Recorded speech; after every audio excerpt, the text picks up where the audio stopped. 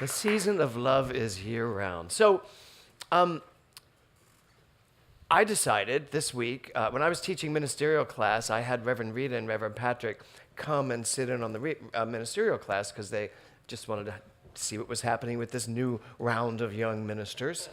And it was such an amazing class, and we had such an amazing time, and they were both so remarkable at the end of this 3-hour class, explaining what they got out of it and where they stand with this teaching and all, that I decided that I wanted them to speak today. I've had a lot of opportunities to speak, and I will be speaking tomorrow night on Christmas Eve. So today you get the real privilege and pleasure of hearing straight from Kauai, Reverend Rita Andriello and Reverend Andriello-Feren. They're coming up one at a time, I believe, yes? So here, let's first welcome Reverend Rita Andriello. Hello. Aloha. Notice the feet. Back on Kauai, I always do my services in bare feet. I used to annoy Dr. James all the way by taking my shoes off when I worked for him, but so I just thought I'd annoy you today. No, it just makes me feel grounded. Anyway, wow. First, let's just take a deep breath. In the Hawaiian culture, there's a word called aloha. I know you know that word. Most of you probably have heard it. We hear it every day. And there's something called the aloha spirit. But the word aloha, one of the things that it means is that I see the divine in you, I see you, and I share the breath of life with you, the ha. So when you say that word, just remember, if you say it, I hope you'll say it lots, because we need a lot of aloha in Los Angeles, which is things like on Kauai where we just let people out in traffic. If they need to make a left-hand turn. If they're coming out and you just see them waiting there, actually they blink their lights at you or they give you the sign and they say, go ahead. So I tried doing that while I was here. It didn't go over too well, but at least not the people in back of me. Anyway, what is she doing? Anyway, no, we need to spread a little more aloha, and that's what I want to talk about today a little bit. So, wow, what a month. My month started out with going to hear Greg Braden and Bruce Lipton give a 4-day retreat in New Mexico. And while I was experiencing that amazing retreat, I was hearing about all the things that were happening here, the fires and the shooting and all of that. And what I got out of that retreat was that we're at a time in our evolution as a species where climate, economics, and violence are all coming together in one great and we feel it, right? Right? And what I learned from that, going to that, and what I know, I mean, if I took Greg Braden, Bruce Lipton, and Joe Dispenza all together, I'd say they were reincarnations of Ernest Holmes. But Ernest Holmes told us he would never be reincarnated, so if somebody said they were Ernest Holmes, to just forget it. But anyway, because these guys talk our language, and it's just, they just talk it in a more modern way. We practice quantum physics here. That's what we do. We understand that our minds are creating our reality by our perceptions and by how we believe and how we think and how we put that into being. But what I learned at that retreat is that we have everything within us to move through this. But we have to make changes. We can't do things the old way. And what's happening now is the old ways and the new ways are coming together and they're clashing. And that's why we're seeing all this. But we have the opportunity to make the change, to go through this. And I was thinking yesterday when Karen was singing that beautiful song, Reborn, and we were all celebrating this idea of Nora being reborn. And it's come up a few times this morning already. This idea of rebirth, that's your theme this month, right? She's not the only one that gets to be reborn. We don't have to die to be reborn. In fact, we don't die. I know that more than ever. And that, I read this thing in the textbook the other day. It was about being a mystic. And we save this word mystic for these, I don't know, Jesus and Buddha and all these people. But we are all mystics. And we have the opportunity in every moment to think as a mystic. But instead, what we do is we go like wallowing down, and this doesn't mean we don't feel our feelings. My God, we feel pain, we feel sorrow, we feel loss, we feel all those things. But we can know within us that there's something deeper happening, something greater happening. We can be mystics. We don't have to learn things. Ernest Holmes says we either learn things through bitter experience or through intuition and illumination. When we have, most of the time, it seems, in this earth plane right now, anyway, we're learning through bitter experience. Would you agree? Right? But if we can take those bitter experiences and go within and bring illumination and intuition to them and actually listen to what Spirit is saying to us within, we can practice this mysticism. We can practice it and actually make it a part of our lives and make it the way we live our lives and actually realize that we do have all the answers within us that we could ever want. We have all the joy within us that we can ever need, want. We can have it in our pain, and we can feel the pain and yet know within the pain there's joy there and there's something really magnificent happening. And I believe if we could start thinking from that place that everything that's happening is for our good, and that we are mystics and we can understand that all these things will start to transform. We'll start to get a new idea about what they are. We'll start to see beyond the veil. There's a quote, I don't want to go over and try to find it on my phone, but so I'll just paraphrase it. It's by, where did I put my phone? Oh, over there. I do that at home too. I never remember where I put my phone. But it's a quote by Ernest Holmes where he says the veil is getting very thin between this reality and whatever the other reality is. It's really one reality, but we kind of just forgot. And I really believe that it's time to really remember, to really step into it, and even in the pain, to know that we can remember, to know that we can know something different, to decide, just like we decide to take weight off or whatever else, to decide that we do know. And then when we do that, I know for myself, everything starts to open up. And you just know. It isn't even something you can explain. It's something that you just know. I believe that it's not about belief, it's about what you know. You can believe a lot of things. You can believe this and you can believe that, but it's really about what you know. So I would ask myself, what do I know? And it's a great question to ask yourself. I know nothing. Now what can I know? And what will come up is what you truly know, and that you are a mystic, and that we have everything to go through this transformation. I mean, Bruce Lipton said something about the sixth mass extinction or something like that. I think it was, that we're on the verge of that. I don't believe that. Maybe the extinction of the way we used to live. But we can also change that right now. We can change it right now. And we can honor our beautiful Nora by changing our lives right now and going out and living as a mystic and doing the things that are, like Rick talked about, that are calling us, holding that thing in our hand and letting it be born with this idea of rebirth. So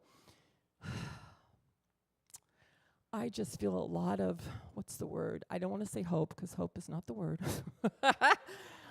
I feel a lot of knowing that we're making it through this in a really beautiful way, and that we're all really stepping into that light, and that, as Ernest says, the veil is very thin right now, and we're parting that veil, and what's unseen is seen. And I know it's not the way like that it was. Like when I think of my mom just passed away this year. When I think of her, she'll come up all of a sudden, and I'll say, "Oh my God, she's here," and I'll feel her, and I start to talk to her. And I feel her, and she answers me. But it's a feeling, and I think it's a different way, a different language, a different way of knowing the world. And I'm just really excited about it. And I've spent a lot of 20 years in this science, working this, and it doesn't take 20 years. It could happen today. But it does take being willing to sit with yourself and go within. And go within again, and go within again, and read and study and open up and meditate and pray. Oh my God, spiritual mind treatment It is Ernest Holmes' gift. It's such a secret that so many people don't know about. I'm reading these books, and I'm seeing they're talking about prayer, and it's our prayer they're talking about that they say was lost. And I'm going, no, the prayer wasn't lost. This is our prayer. Spiritual mind treatment, we affirm the truth. We know the truth, and it changes everything. So we got a lot of tools, and we're ready for whatever is in front of us. We've already proved it. And the other thing is, I just want to close with this, is that Rick and Patrick and I were talking about this. We were having this talk. As why does it take a disaster, and we've seen it over and over, to bring people together?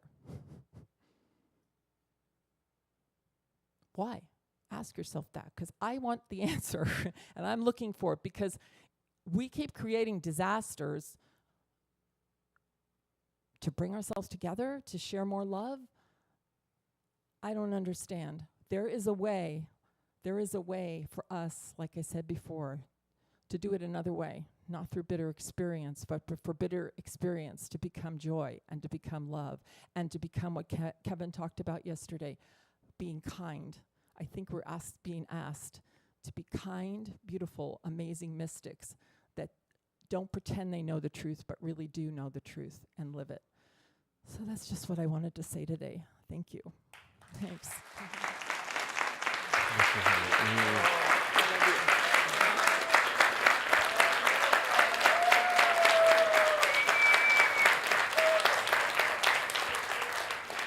It is so exciting for me when I watch. Take your phone.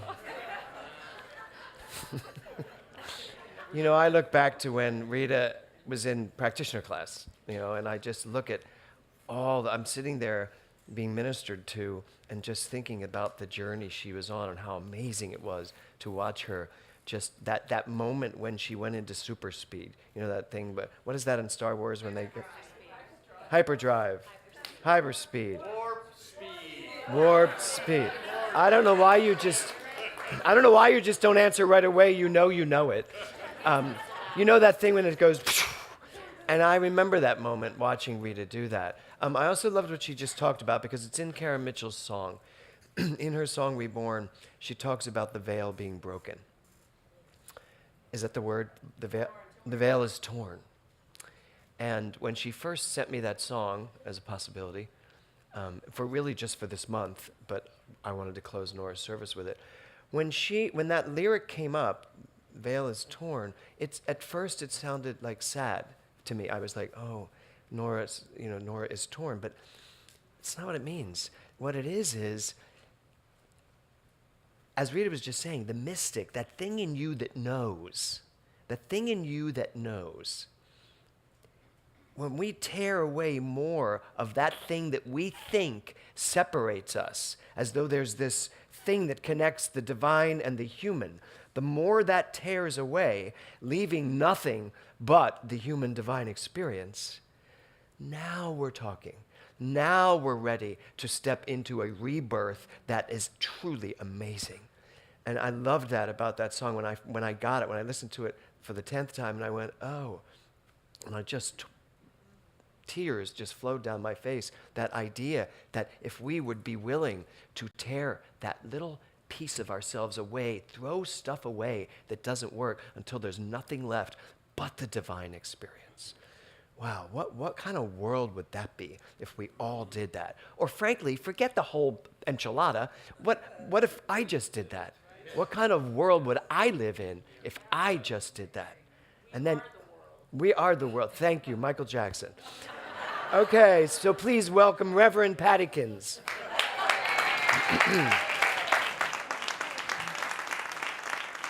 Oh, the secret of Pattykins is out. Oh, how are you? Yeah, who was here yesterday, watched online, just said, yeah.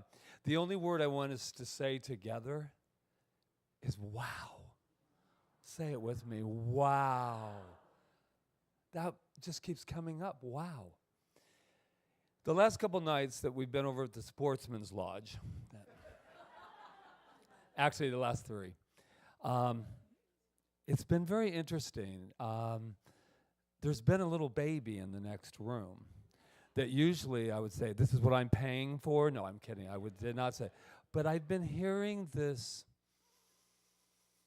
gentle little cry. And where I would have ignored it or just said, oh, there's a baby in the next room, it's been here since we arrived. And I just went so deep inside of myself, and that crying was like a lullaby. And I said, there's something to be known here. Because as a minister, there's always something to be known so you can use it in a talk. I mean,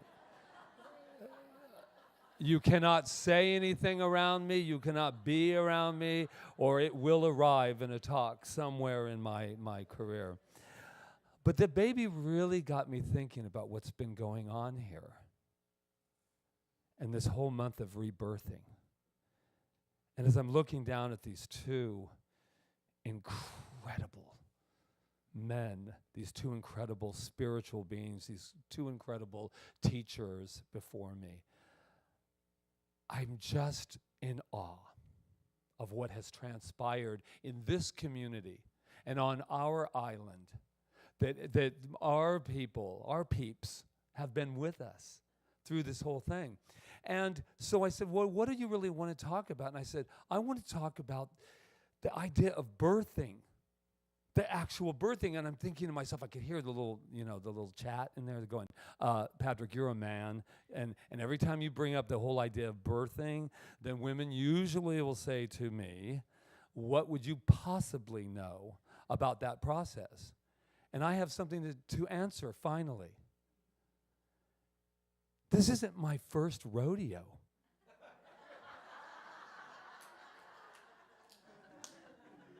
I'm eternal, man. Do you think this is the only thing that I have experienced? I may not be able to remember it, but I certainly can feel it. And so what I want to talk about today is what we have gone through together.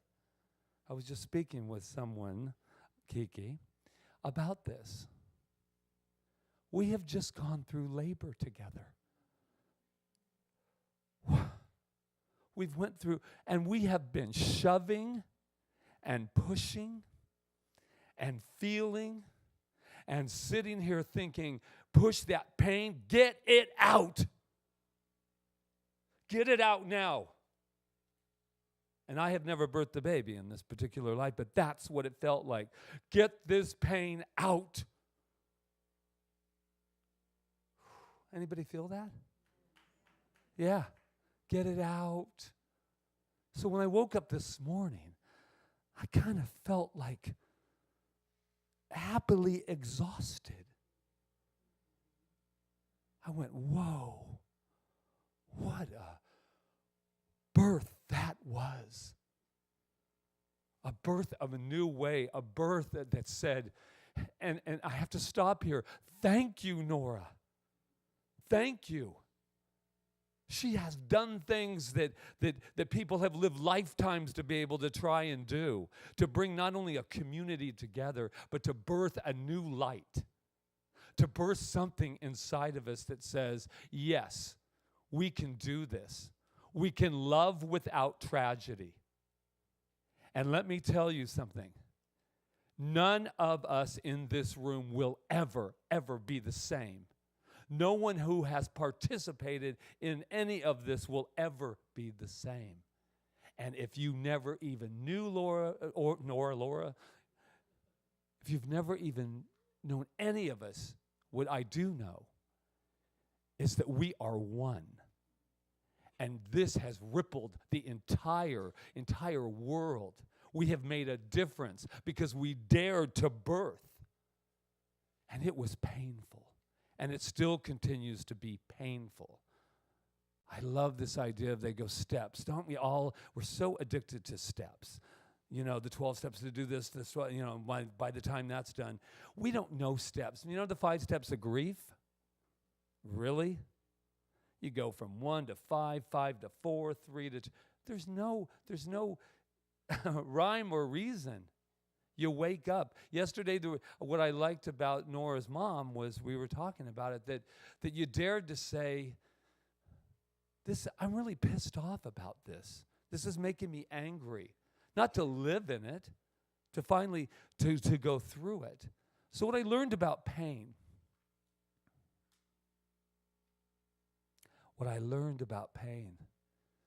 is that it's not my enemy. Oh, God, it's not my enemy.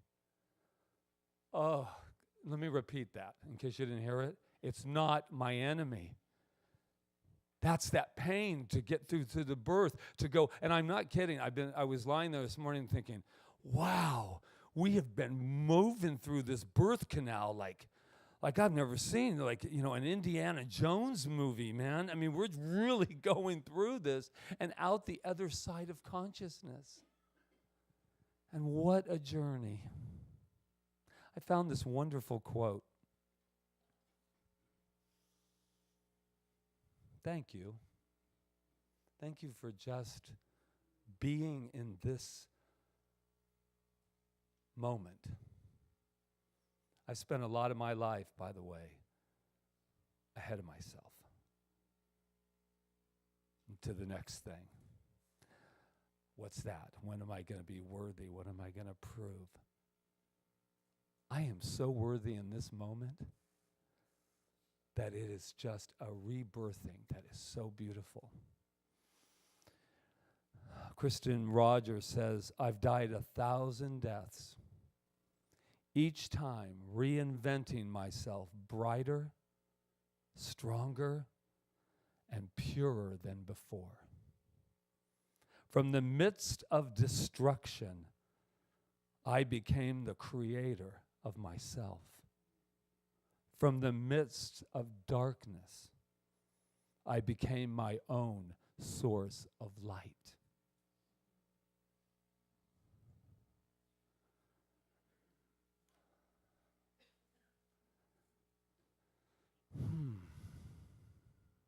Just checking in.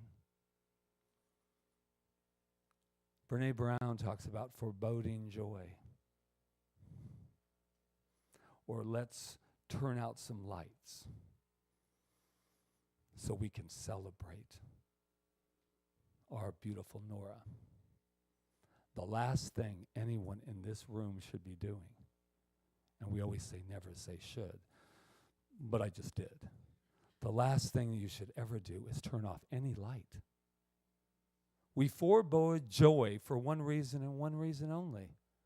Because what if the other shoe drops? Okay, I won't be disappointed, so I'm going to rehearse tragedy.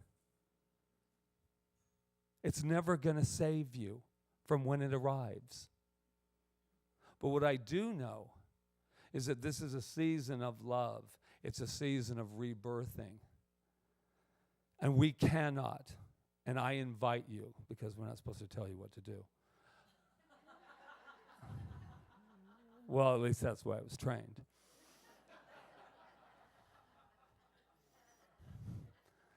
See what I mean? You cry a little, you laugh a little, you just sit in the silence a little. But this is what I'm asking. Let's not go back to business as usual. Please. We have so much to be. I almost said do. We have so much to be. We are such lights. And if we can take that light just within ourselves, stop trying to save the world. Didn't ask you. Stop trying to fix one another. Do you know that while you were busy, I almost had a wrap up, but you know how I am. Do you know that while you're so busy trying to fix something, because, I'm going to tell you, I want to fix these two and make everything and take through, that was what I wanted. But while you're trying to fix someone or something, especially someone, you're not hearing what they're really saying. Oh, was that a lesson from Mr. Fix-It? While I'm busy trying to fix you, I haven't been listening to what you really are saying. Because most likely what you're saying isn't really what you're feeling. I always say about storytelling, they said this philosophy, doesn't want people to have pain. Do you know how bored I am of that? We don't want you to feel it and just all is good. No. We're saying tell what's underneath the story. When I'm in a session with somebody, that story goes on. And then at the end of the session, I say, I love that story, man. So now what are you feeling?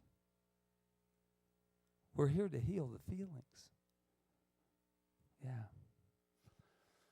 So I just want to say thank you, first of all, for this opportunity, not to just stand here, but the opportunity to birth with you these last 3 days. As painful as it could feel and does feel, this is what I consider the best Christmas present you could ever have, is to share this rebirth with you and with the world. I love you.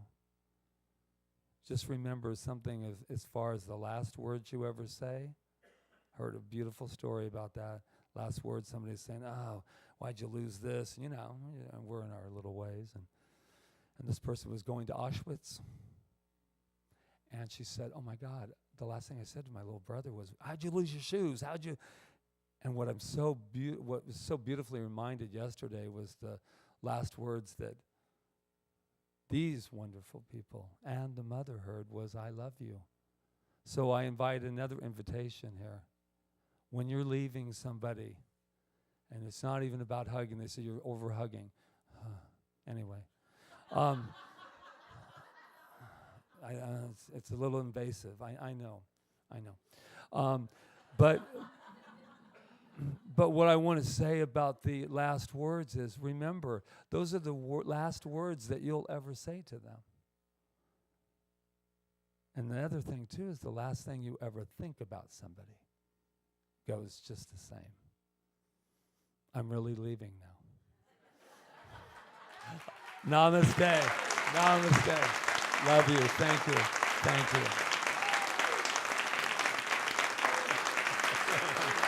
Thank you. Thank you. Okay.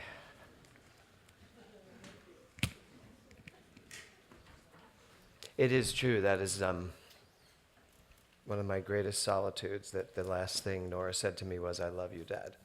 And apparently she then called her mother and said the same thing. So it's pretty great to know that.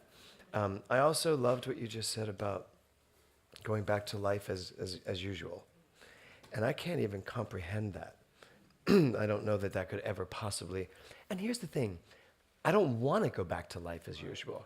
To be honest, I think we are being trained, we are being nudged a little bit, that when something like this happens, you should try in your best way and just really work hard to get back to life as usual. What a disregard that would be for what has happened. Because if we are these divine human spiritual beings, and our job is to experience everything there is. I've always said, and Nora said that too, that when she dies, when I die, we want to be sliding into home plate. What's that thing that Will read one time up here? Just having wasted and used it all. Now, it may seem like Nora didn't use it all, but she did. She used it all here on this planet. We showed that yesterday. We kept you forever to show you that she used it all, right? And I will say, when I got home, Kevin said, did you look at that? Did you add up the time? I went, I did. In my head, it was 1 hour and 20 minutes. So I don't want life as usual. And I, again, I'll quote Rick Tamlin yesterday. When Rick was up here talking about, what is yours to do? What is yours to do with more of what you have just learned as part of it? Not trying to push it down, because this will never, ever get pushed down. And I loved what my son said, too, when he said, I will always be a twin. I will always be a twin. I'm not suddenly becoming your only child. And I was like, thank God. Yes. And we have such a great relationship, and we both just laugh a lot through our tears. You will find us sometimes one of us getting very sad and crying and the other one finding something really funny to say, and we just laugh and cry at the same time. Is that not allowing all of the emotions to come up? And what a waste of my energy to try to get rid of it. You know, and I'm not trying to get rid of it. I am very tired at the moment from those emotions, but you know what? I'll sleep, and those emotions will still be there. And so I don't consider this a bad thing. And thank you so much for reminding me that we do not have to struggle to get back to life as usual. Because life as usual is something from the past, and life right now is what it is. And that's a good thing. So, so I invite you all to take a deep breath. Thank you. Thank you, Nick.